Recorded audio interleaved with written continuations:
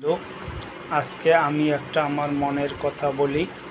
আমি কখনো আমার কপাল নিয়ে চিন্তা করি না, আমার ভাগ্য নিয়েও চিন্তা করি না। আমার জন্য, আমার পরিবারের জন্য, এমনকি আমার ভবিষ্যতের জন্য আমার আল্লাহই যথেষ্ট।